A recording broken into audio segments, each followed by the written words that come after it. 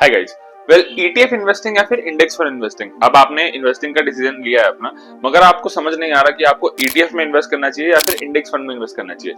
Well, in this video I am going to talk exactly about that. So let's start. Starting में एक छोटी सी define सा करना चाहता हूँ कि ईटीएफ क्या होता है और इंडेक्स फंड क्या होते हैं। ईटीएफ एक इन्वेस्टमेंट फंड होते हैं जो बिल्कुल स्टॉक्स की तरह होते हैं और नॉर्मली ट्रेड होते हैं किसी भी स्टॉक एक्सचेंज पे, और ये जनरली किसी भी कमोडिटी या फिर बॉन्ड या फिर इंडेक्स को ट्रैक करते हैं। जहां पर जो इंडेक्स फंड होते हैं वो कोई स्टॉक नहीं होते, वो एक टाइप के म्यूचुअल फंड होते हैं जो कि किसी स्पेसिफिक इंडेक्स को ट्रैक करते हैं। अगर आप इनमें इन्वेस्ट कर रहे हो तो आपको पता होना चाहिए कि इनमें डिफरेंसेस क्या क्या हो सकते हैं, तभी तो आप एक बेटर डिसीजन ले पाओगे। तो जो पहला डिफरेंस होने वाला है वो होने वाला है how you buy and sell.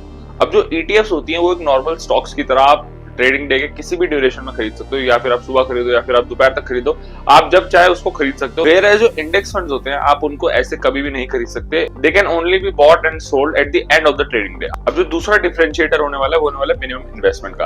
अब ईटीएफ में जनरली इतनी कोई मिनिमम इन्वेस्टमेंट की जरूरत नहीं होती। आप चाहो तो एक ईटीएफ भी खरीद सकते हो, और अगर आप चाहो तो 1 लाख ईटीएफ भी खरीद सकते हो, चॉइस अप टू यू। मगर जहां पर हम इंडेक्स फंड की बात करते हैं तो ऐसे कुछ स्पेसिफिक इंडेक्स फंड होते हैं जहां पर एक क्राइटेरिया जो होता है इन्वेस्टमेंट का वो मिनिमम इन्वेस्टमेंट्स का ही होता है कि अगर आपके पास इतनी कैपिटल है तभी आप वहां से अपनी एसआईपी स्टार्ट कर सकते हो। अब तीसरा पॉइंट होने वाला है वो होने वाला है अप्रोच का। अब ईटीएफ जो होती है उसमें आपको थोड़ा सा मैनुअली अप्रोच ज्यादा देनी पड़ती है इंस्टेड ऑफ इंडेक्स फंड्स में। इंडेक्स फंड में आपकी एक बार एसआईपी स्टार्ट हो जाती है तो वो आपकी थोड़ी ऑटोमेटिक हो जाती है, मगर आपको ईटीएफ में मैनुअली अप्रोच करना पड़ेगा अगर आपको उसमें इन्वेस्टमेंट करनी है तो। ये तो बात हो गई डिफरेंशिएटर्स की, लेकिन इसमें ऐसी भी कुछ चीजें हैं जो कि बहुत ज्यादा सेम है।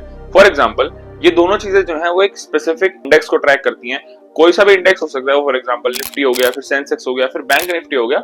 ये अगर आप इंडेक्स फंड या फिर ईटीएफ को देखो, ये दोनों एक स्पेसिफिक इंडेक्स को ट्रैक करती है। अब जो दूसरा पॉइंट होने वाला है वो होने वाला है डाइवर्सिफिकेशन ऑफ पोर्टफोलियो। अगर आप किसी इंडिविजुअल स्टॉक को नहीं खरीदना चाहते क्योंकि वो कंपैरेटिवली रिस्की होता है, तो फिर आप किसी ईटीएफ या फिर इंडेक्स फंड में इन्वेस्ट कर सकते हो, क्योंकि वो किसी एक कंपनी में इन्वेस्टेड नहीं होते, वो बंच ऑफ कंपनी में इन्वेस्टेड होते हैं। अगर आप बात करो ईटीएफ की या फिर आप बात करो इंडेक्स फंड की। अब जो तीसरी सिमिलैरिटी होने वाली है वो होने वाली है long term benefits and a long term game. अगर आप कोई लॉन्ग टर्म गेम खेलना चाहते हो या फिर आप चाहते हो जो आपको आपके जो रिटर्न्स हैं वो कंपाउंड हो ओवर द टाइम, तो आप डेफिनेटली ईटीएफ या फिर इंडेक्स फंड में इन्वेस्ट कर सकते हो। ये लॉन्ग टर्म के लिए बहुत ही ज्यादा अच्छे साबित हो सकते हैं। कंक्लूजन इससे ये निकला कि अगर आपकी इन्वेस्टमेंट्स में आप थोड़ी सी फ्लेक्सिबिलिटी चाहते हो या फिर आपके पास इतनी ज्यादा कैपिटल नहीं है, तो आप डेफिनेटली ईटीएफ से इन्वेस्टिंग स्टार्ट कर सकते हो। लेकिन अगर आपकी जो अप्रोच है वो थोड़ी सी ऑटोमेटिक है और आपके पास एक अच्छी खासी डिसेंट कैपिटल है टू इन्वेस्ट, तो आप इंडेक्स फंड में इन्वेस्ट कर सकते हो। But the main point should be to invest.